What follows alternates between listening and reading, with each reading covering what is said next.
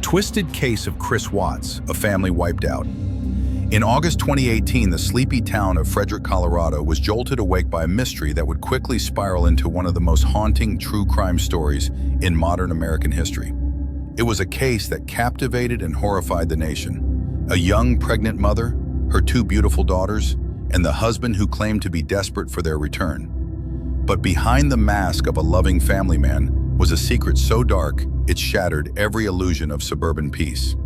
Shanann Watts, 34, was a vibrant woman. Friends described her as outgoing, passionate, and deeply in love with her two little girls, Bella, age 4, and Celeste, age 3.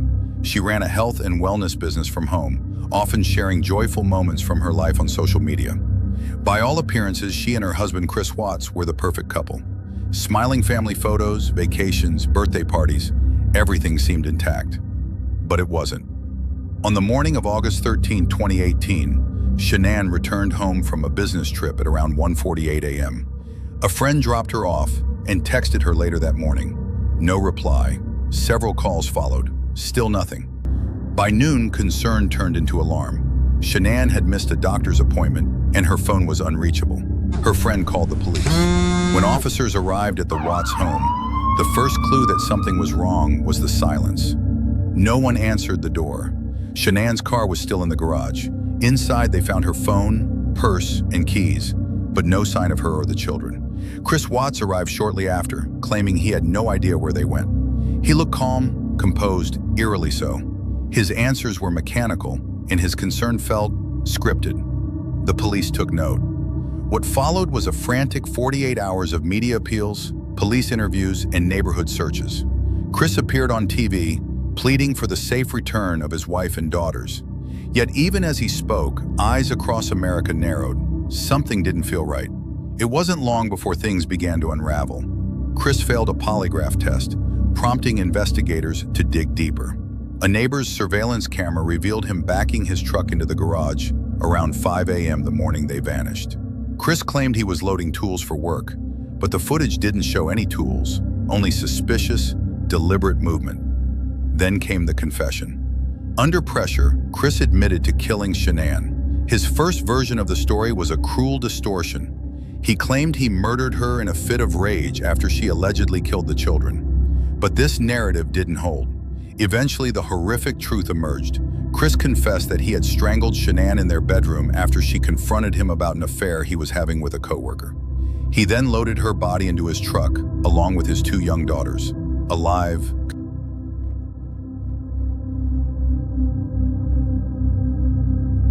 There in the shadow of two massive oil tanks, Chris committed the unthinkable. He smothered Celeste first while Bella watched. Then, despite her begging him not to, he killed Bella too. Her last words were a whisper that still chills the bones of those who know this case. "Daddy, no." He buried Shanann in a shallow grave and forced the small bodies of his daughters into the oil tanks.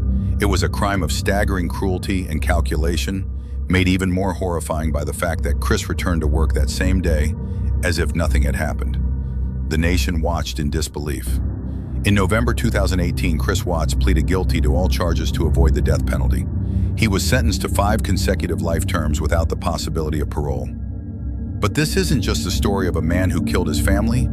It's the story of how evil can hide in plain sight, of how a man who smiled for family photos, who hugged his daughters, who wrote anniversary messages to his wife, could also be plotting their destruction. And the questions still haunt us. How did no one see it coming?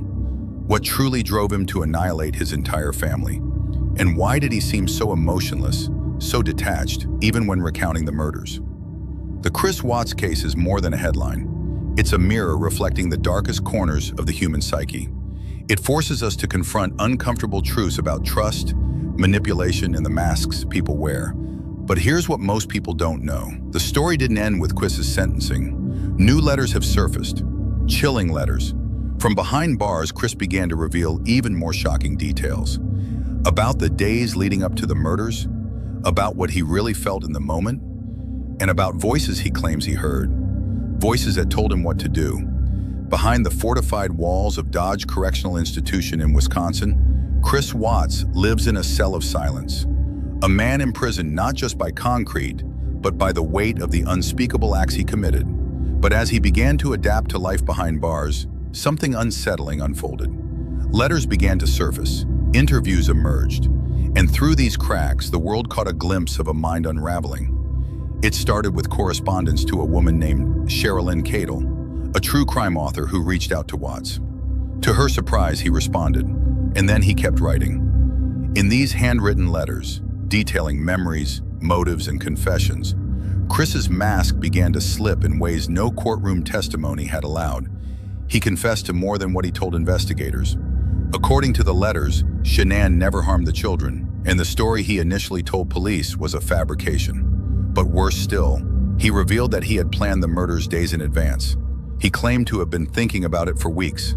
That revelation alone deepened the horror tenfold. In the letters, Chris described feeling overtaken by a dark force. He said he felt like something else had taken control of him. It felt like I couldn't stop, he wrote, like I wasn't even in my body. This wasn't just a crime of passion or panic. It was a slow, creeping decision, one that metastasized over time. He talked about waking up that morning, knowing what he was about to do. He kissed Shanann, got dressed for work, and went about his plan as if it were routine. The casual nature of this planning disturbed even hardened investigators. He wrote that he had given his daughters their favorite blankets. He told them they were going on an adventure, and that in those final moments, Bella fought for her life. She knew what was happening, Chris admitted in his letter, and she looked at me with eyes I'll never forget. It's difficult to grasp the full emotional weight of what that child endured. But it is that look, Bella's realization, her pleading words, that would haunt not just her father, but the public as well. But the letters didn't stop there.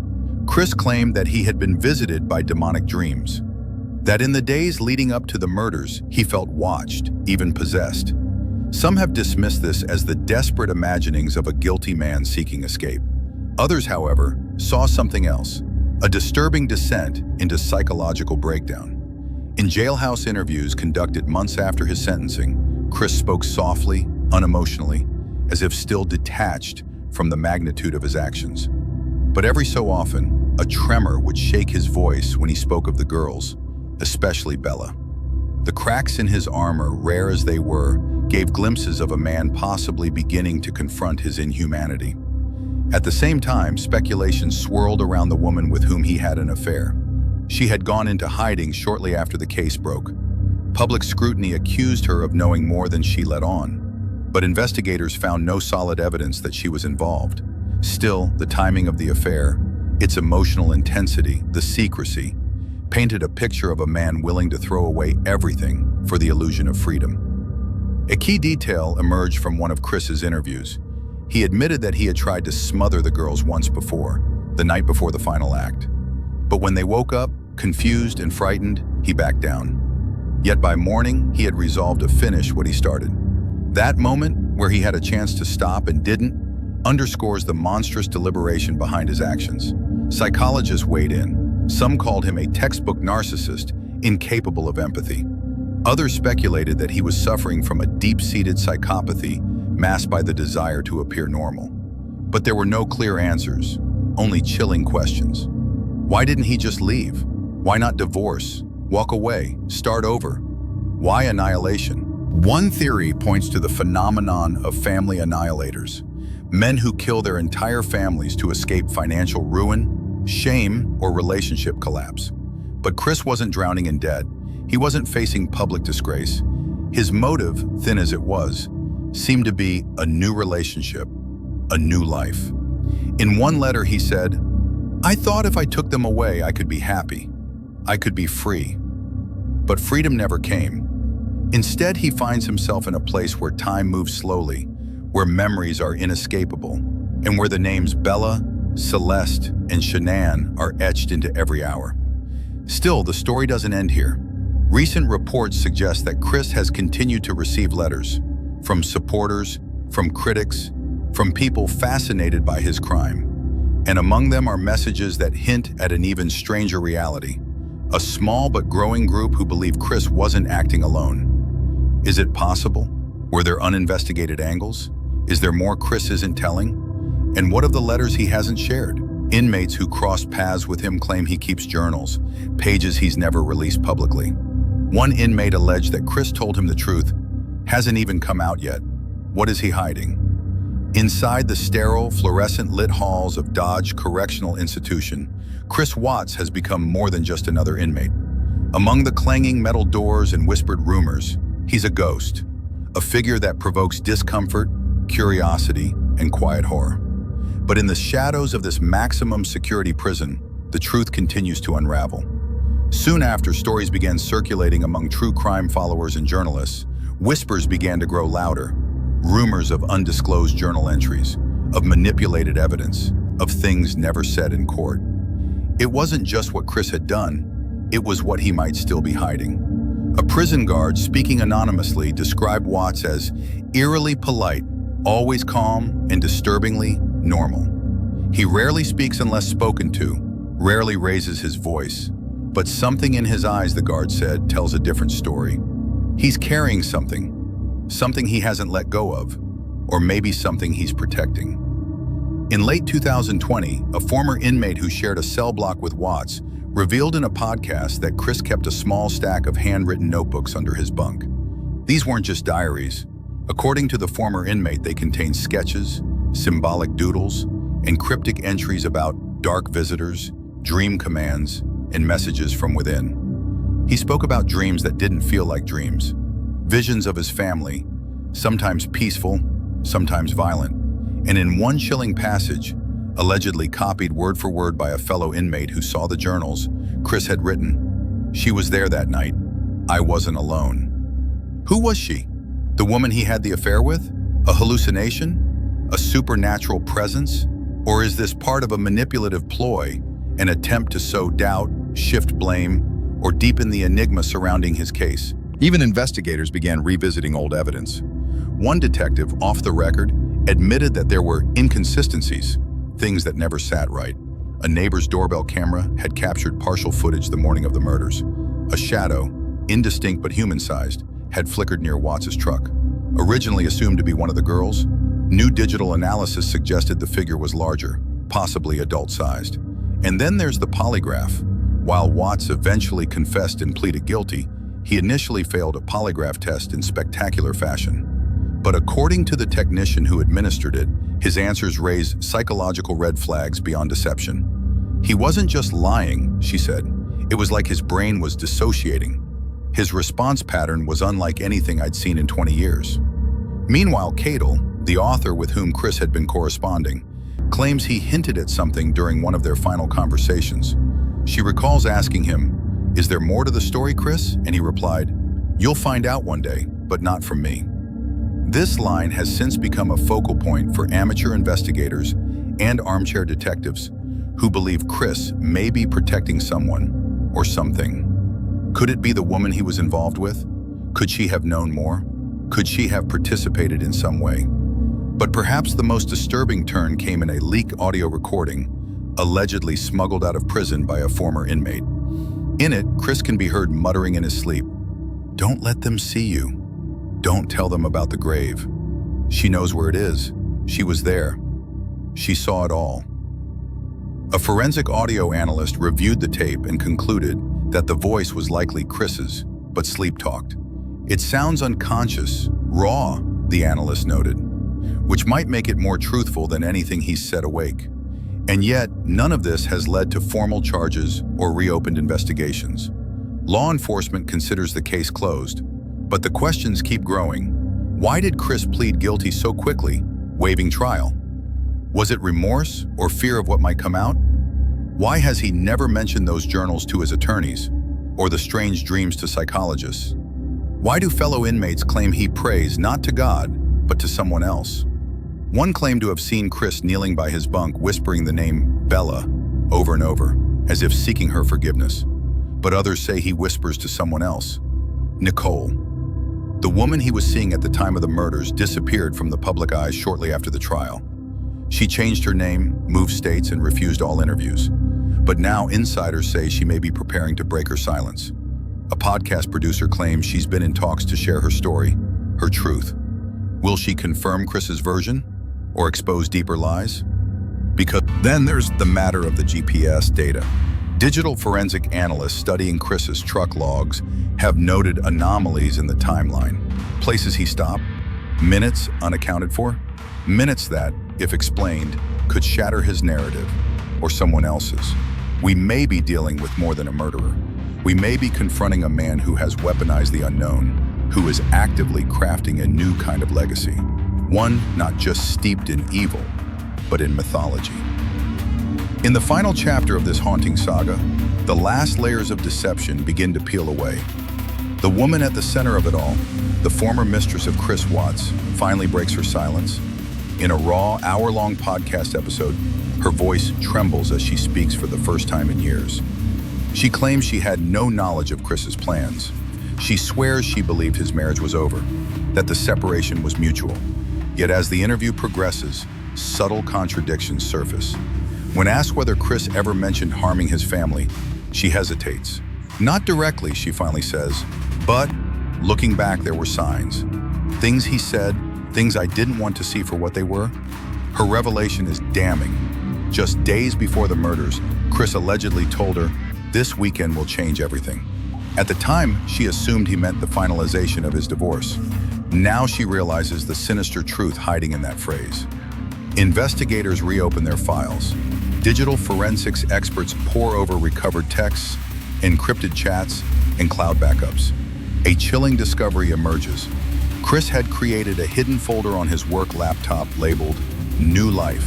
In it were saved Zillow listings for homes in another state, budgeting spreadsheets, and most disturbingly, mocked-up photos of himself with his mistress, with his daughters photoshopped out. The planning had gone far beyond a moment of passion or breakdown. This was methodical. But the biggest twist comes from an unexpected source. One of the journals hidden under Chris's prison mattress is smuggled to an investigative journalist.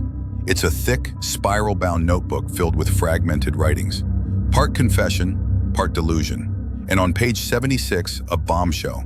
Chris describes a dream where he's standing over a second grave, different from the one found at the oil site. "She made me dig it," the entry reads. "Said if I wanted peace, it had to be done. The second secret must stay buried." Authorities launch a discreet search near the original burial site. After days of scanning and digging, they uncover a small box, wrapped in plastic, containing three things: a doll with its head removed, a torn photo of Shanann Watts, and a wedding ring not belonging to her. Forensics cannot confirm how long it had been there, nor who it belonged to, but the symbolism is bone-chilling. A psychologist weighs in. Chris is not insane in the clinical sense, but his journals reveal a fractured identity. He talks about himself in third person. He did this. He watched it happen. It's a defense mechanism, but also a clue to his psyche. He doesn't want to be the villain in his own story, so he creates others, imaginary or real, to share the blame. As the nation watches, the story morphs once more. No longer just a tale of a man who annihilated his family. Now it's a glimpse into the mind of someone who wanted to erase an entire identity to be reborn through destruction. Public reaction is a mix of horror, empathy, and disbelief. The mistress disappears again, reportedly under protective custody after receiving threats. The Watts house, long abandoned, is demolished quietly, with no ceremony. A ghost removed from the landscape. In prison, Chris remains eerily quiet. No more journals, no more sleep talking, as if the weight of exposure has settled into his bones. In a final interview granted to the journalist who received his journal, Chris simply says, "I thought I could start over. I thought if I erased enough, I'll be clean again." But he wasn't. There are no clean slates in murder, no do-overs in real life. Only ruins, echoes, and shadows that never truly fade. The case of Chris Watts is closed again. But what it reveals about control, delusion, and the American obsession with reinvention will haunt for decades. We tell true crime stories not just to understand evil, but to understand ourselves. Our capacity for denial, our hunger for redemption, and the fragile veneer of normalcy that can mask the darkest urges. Chris Watts wore that veneer flawlessly until the cracks shattered everything. This is where the story ends. Not with answers, but with a silence louder than truth. Beyond evil, beyond reason, beyond redemption. Subscribe to our YouTube channel for more true crime stories, and don't forget to leave a comment.